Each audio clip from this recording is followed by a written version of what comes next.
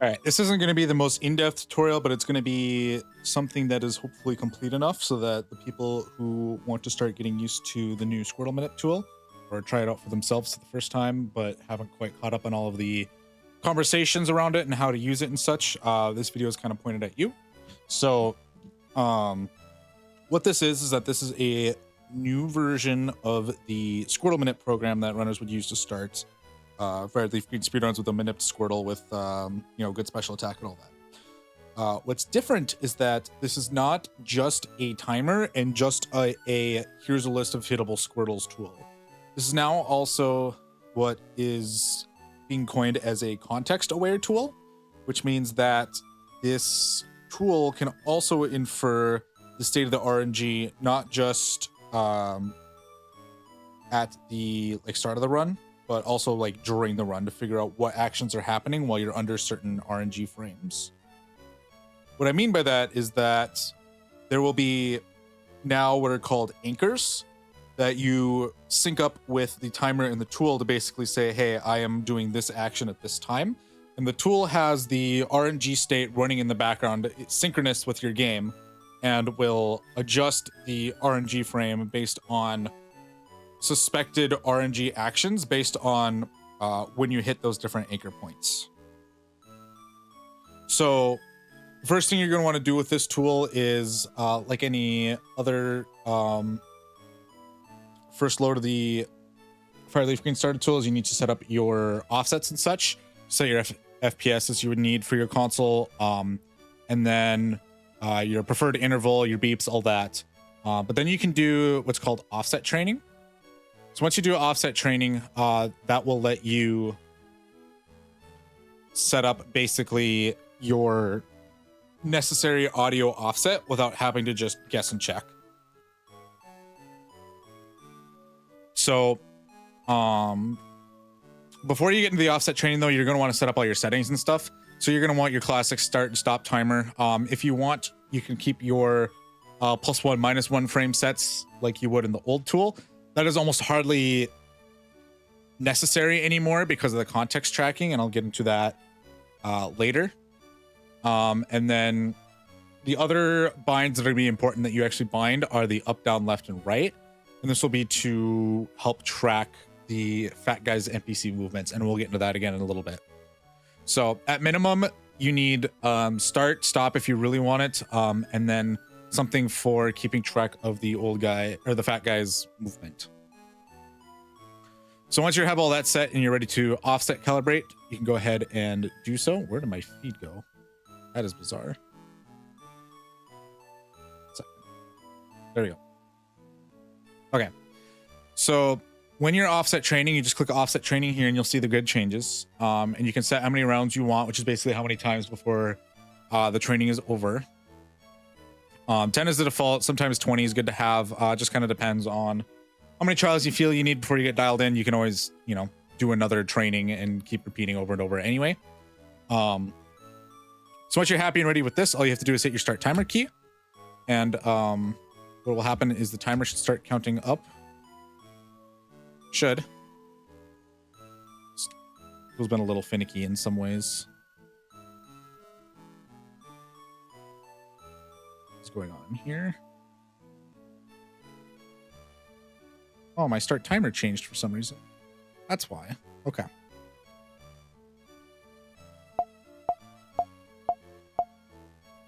So then all you do is, like you would with the offset, it'll give you like a 5-set offset, and you just keep starting the timer over and over and reacting like you would. And you'll kind of see how accurate or inaccurate you're hitting.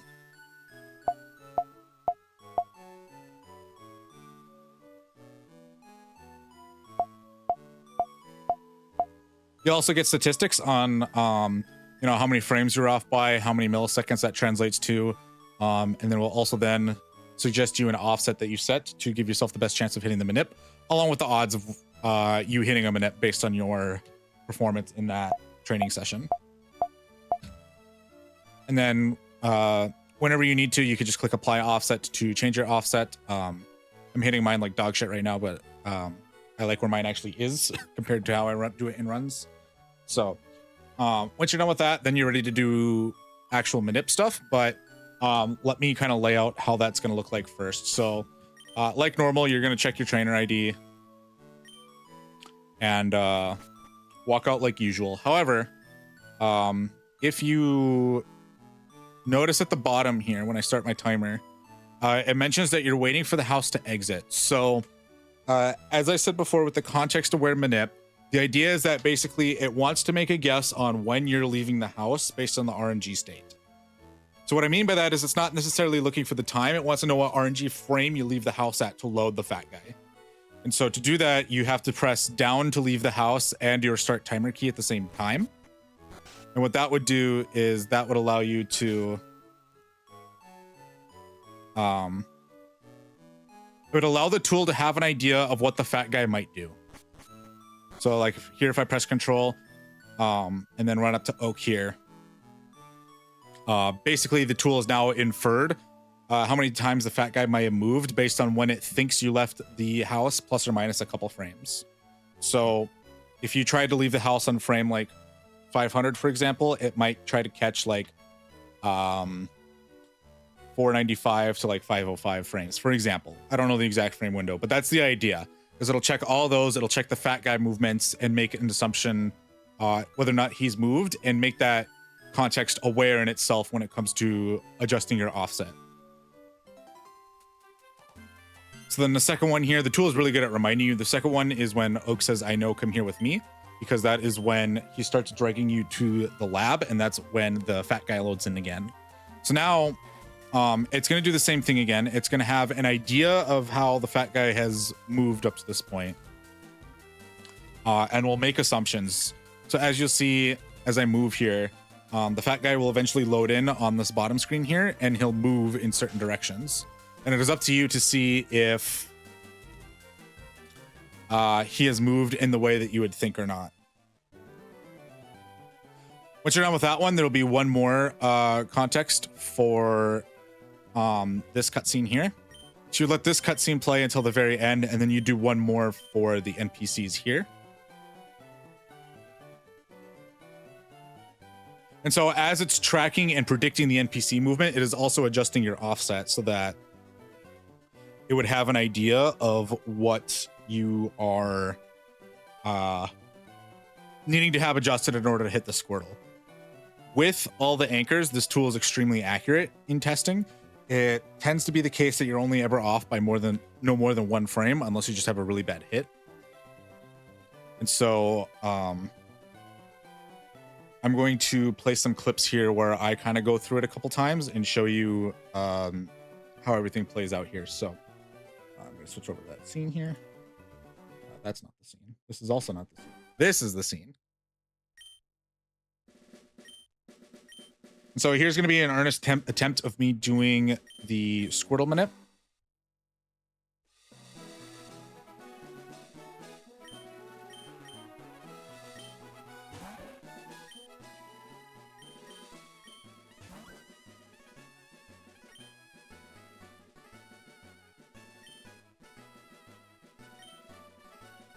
So everything starts off like normal here. I'm being a little slow just because for the sake of demonstration. Obviously in runs you do this a lot faster, but so, you know, as usual, you would start your timer at the same time that you say okay on your name. And that is also where in the background of the tool, the RNG is advancing the same way it does in game. So I'm going to check my TID here. I'm going to punch it in. I'm just going to pick a Squirtle that doesn't have too long of a wait, just for the sake of demonstration purposes. Ignore my extremely cooked movement. Not used to GBA SP D-pad and doing all this while moving. And so I waited for a second there, and then I hit down and leave at the same time. And then with the current implementation of the tool, you do not need to do any bags at all. And you also want to leave to the right so that it's faster. Not to say you couldn't bag, but it might change things in a way that it is not expecting, because it is also anticipating that the fat guy will move as he should as you leave the house. So just keep that in mind. For now, it's easiest to just give up the idea of bagging there and just go up and talk to Oak. So as I started the second anchor by clearing Oak's text box to start moving, and pressing my start timer button at the same time, you'll see again the context tracking moved to the fat guy. And so as I move here, he's going to load in on the tool and it's going to start guessing his movement. Whoops, I didn't mean to do that. That's the wrong button. Sorry, 1 second.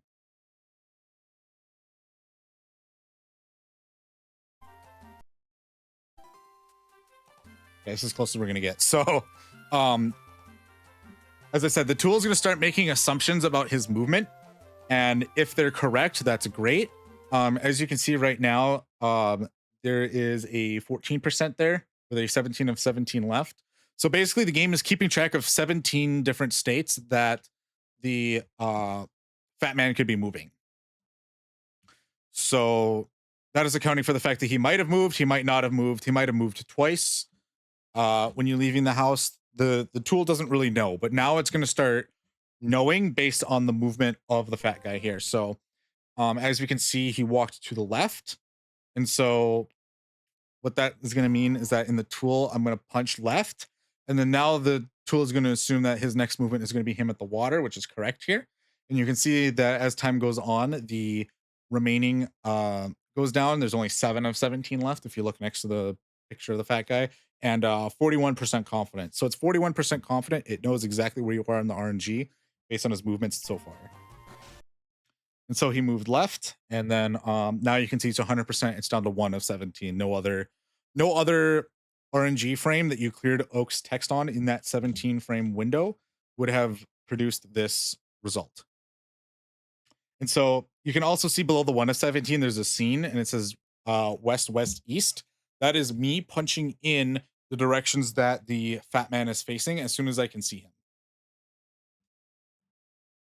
So the idea then is that you are using that up, down, left, right arrow binds to basically tell the tool which way either the fat man is facing or which way he moved. So now, again, I punched in the north. It still is 100% accurate. And after a little bit, the tool will now switch to lab mode. And in lab mode, again, it'll remind you of the last text box that could be said. And now it has a very good idea of how the scientists loaded in. And then based on when you clear the last text box, how they're going to move. So I kind of screwed this one up a little bit because I took extra steps. You can kind of remediate that by hitting I'm slow, but it's not quite enough for accounting for extra movement. So you do have to be careful of that. And also, I screwed this one up because the timing's coming up really fast. So I'm actually going to skip ahead to the next one. The next one is a fine hit.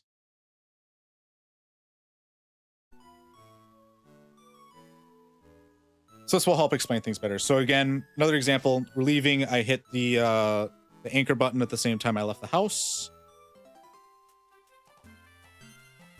So then based on that, it'll assume how many times the fat guy might have moved based on when I left the house. And then same thing here for how he might move as we come down here. So I can see he's down here. So I'm going to hit south. So you can see here I hit south and then I hit east. The tool is already kind of predicting that's where he's going to be.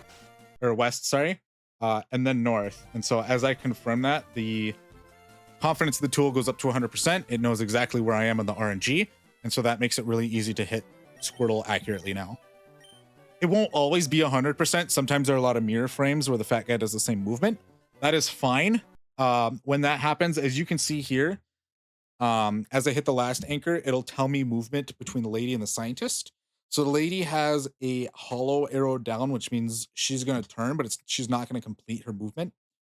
And the scientist is going to do nothing. So that means this is the only expected movement that's going to happen, which means, again, it knows exactly where you are in the RNG and will give you accurate beeps to line up with that without having to do any frame adjustments. So as you can see, she just started to move down. She didn't complete her movement, and that confirms with what was going on here on the context tracking at the bottom. And then we have to wait for a little bit on this one, but as you'll see when we hit the Squirtle here. One last thing of note when we hit the Squirtle is we're also going to hit the anchor button one last time. And that lets you see that the fence guy did one turn off screen at some point. along with the other NPCs, just more for trivia thing. But more importantly, when you look at the Squirtle list, once you have one selected, you'll get all the adjacent ones, obviously. Once you hit that anchor button, it'll tell you what frame you likely hit and how far off you were. And then the percentage chance you might have still hit the Squirtle, even if you leaned one frame early on that hit or whatever. So if we take a look at the Squirtle in this case, it is Jolly. And if we take a look at the Jolly stats, it is indeed one frame off. So the tool is extremely accurate when it can be about finding the RNG frame that we're on in the lab and giving you a very accurate flow timer for Squirtle. So there's no more false hits anymore, in theory. So I'm going to skip ahead a bit on this example.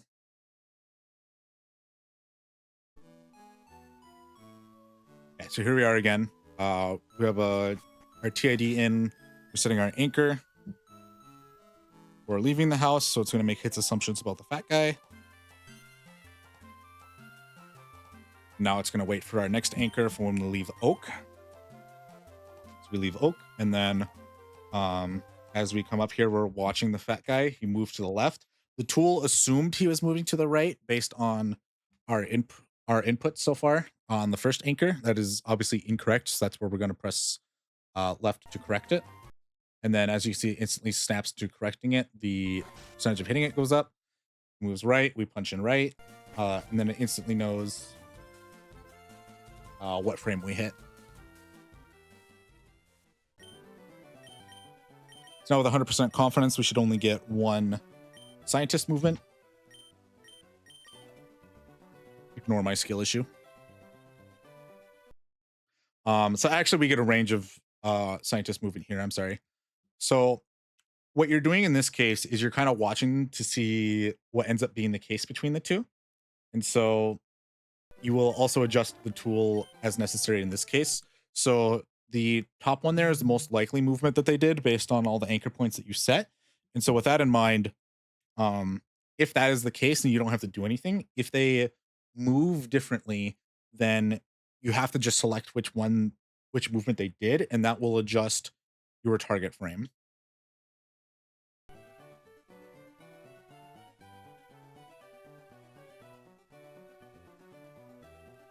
In this case, they did the most likely movement, so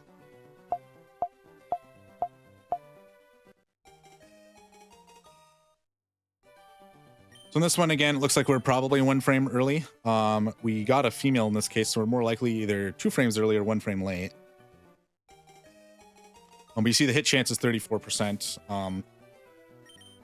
In this case, we got a serious, so it's just a bad hit, which is fine. It's just meant to kind of help you give an inference on how confident the hit was.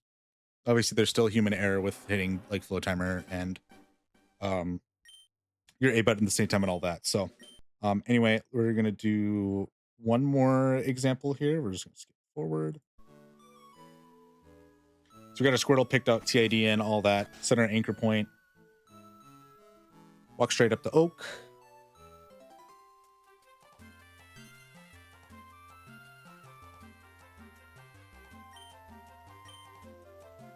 Put our second anchor.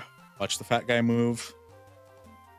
In this case, he moves right and then right. Punch in right, right. Tool has 100% confidence. It knows what's going on.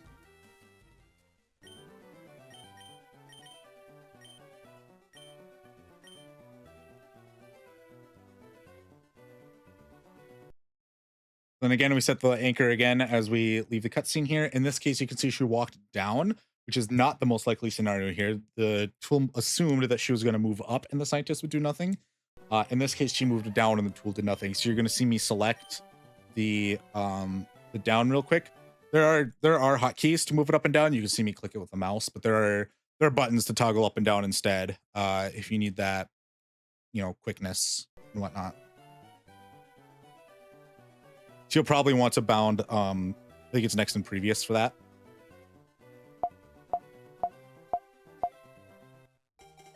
So this time it looks like we have a good hit, 84% chance to have hit the Squirtle.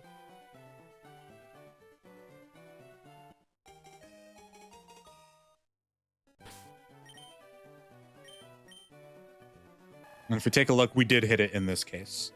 So this tool is really, really powerful because it lets you basically almost never have any issues with NPC tracking so long as you hit all your anchor points. If you miss any anchor point, you can still plus and minus frames like you normally would, especially if you also plan on PC potioning still. Um, yeah, this is how the tool can be used to help hit your Squirtles without never having to manual NPC track. The biggest learning curve is just getting used to having to set all the anchor points as you run through the game, and then also like selecting the frames for the different movement and such. So hopefully that helps.